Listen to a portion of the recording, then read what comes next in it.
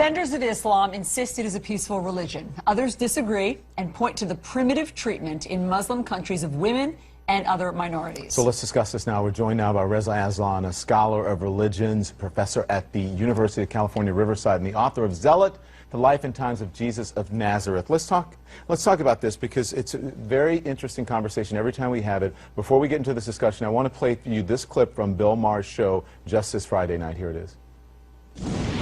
President Obama keeps insisting that ISIS is not Islamic. Well, maybe they don't practice the Muslim faith the same way he does.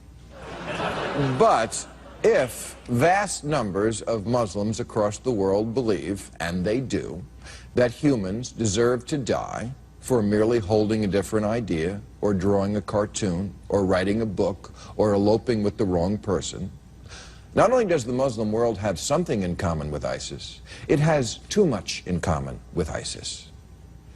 There's so much talk. You can applaud. Sure.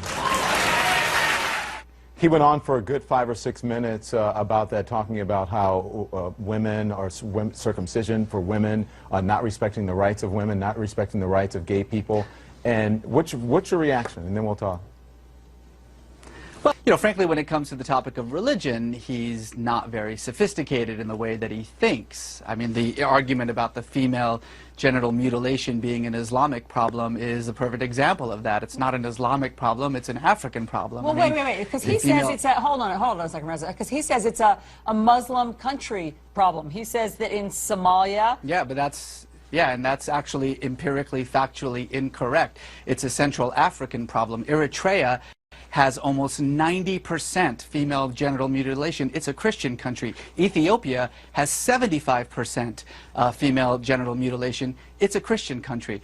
Nowhere else in the Muslim majority states is female genital mutilation an issue.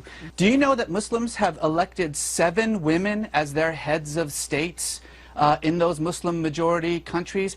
How many women do we have as head of states in the United States? Reza, be honest though, for the most part, it is not a free and open society for women in those states.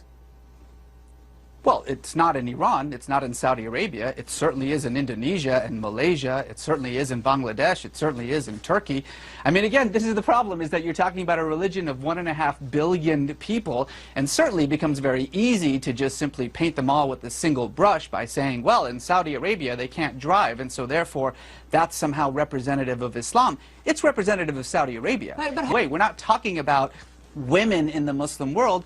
We're using 2 or 3 examples to justify a generalization. That's actually the definition of bigotry. All right, fair enough. The question at the bottom of the screen that everyone is looking at. Does Islam promote violence? Islam doesn't promote violence or peace. Islam is just a religion, and like every religion in the world, it depends on what you bring to it. If you're a violent person, your Islam, your Judaism, your Christianity, your Hinduism is going to be violent. There are marauding Buddhist monks in Myanmar slaughtering women and children. Does Buddhism promote violence? Of course not. People are violent or peaceful, and that depends on their politics, their social world, the way that they see their communities, the way they see themselves.